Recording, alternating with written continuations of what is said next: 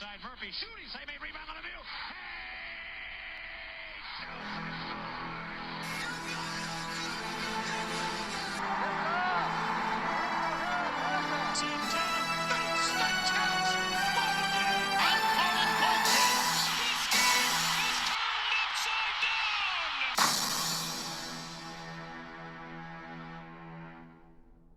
Hey guys, it is Red Rubber Duckwind.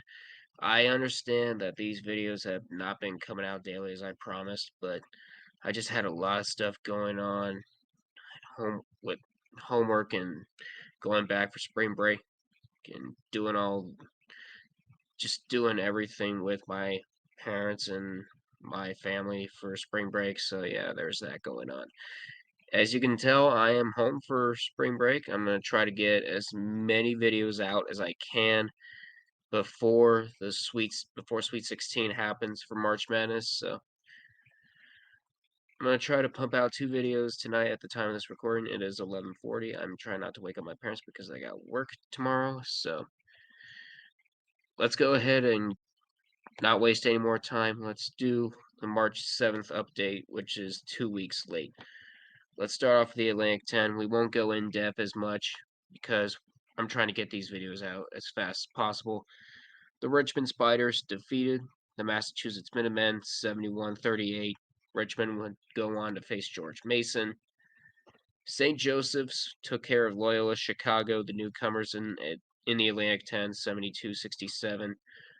The Hawks would move on to face George Washington. LaSalle would defeat Rhode Island 73-56 as the Explorers would move on to face Duquesne.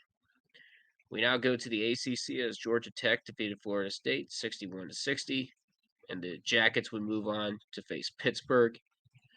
Boston College would beat Louisville 80-62, and they would go on to face last year's runner-up North Carolina.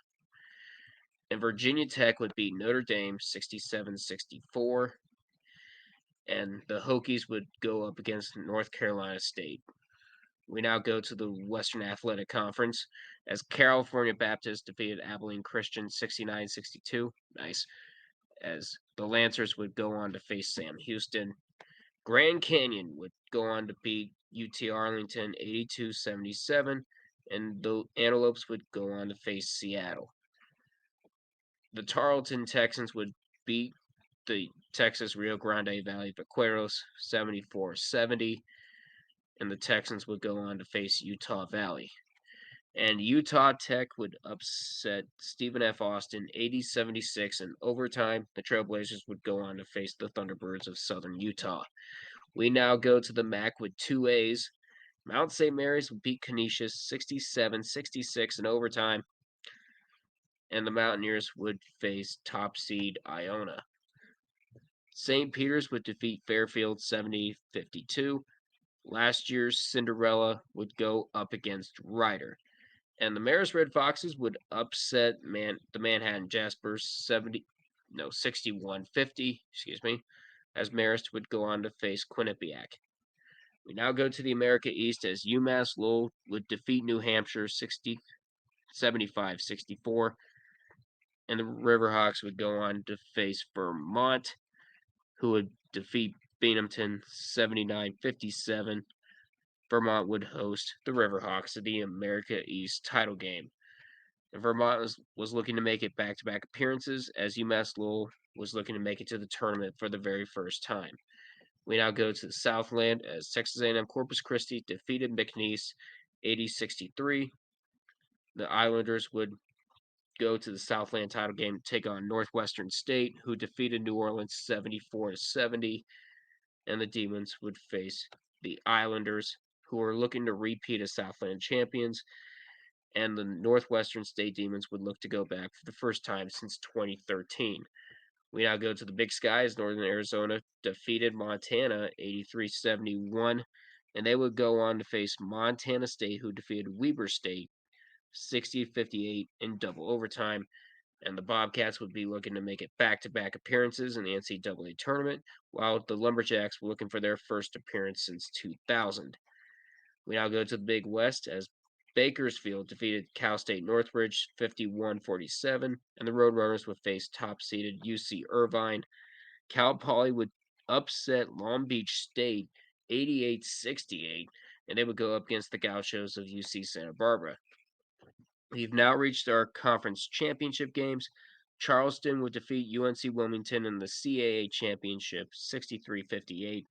This would be Charleston's first tournament appearance since 2018, and they didn't have to wait for an at-large bid.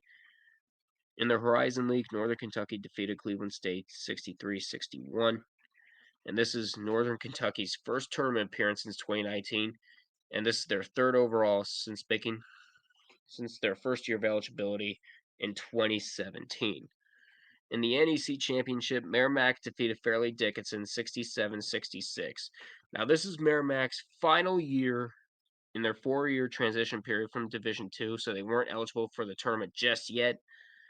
So the winner of the FDU St. Francis game would get the NEC's automatic bid. Thus, the Knights would be in for the first time since 2019. We now go to the West Coast Championship as Gonzaga beat St. Mary's 77-51. This is Gonzaga's fourth straight West Coast tournament title, and St. Mary's would get an at-large bid in the tournament, so they didn't miss out. We now go to the Summit League Championship as Oral Roberts beat North Dakota State 92-58 to keep their perfect Summit League season alive. This would be their second appearance in 3 years. So that's going to do it for an extremely fast day 12. I know it's extremely late, but I'm trying to pump these videos out as fast as I can. I'm going to go more in depth in the March Madness games because those are more important as of late. So until next time, I am Red River Duck. Until we meet again, I'll catch you guys later.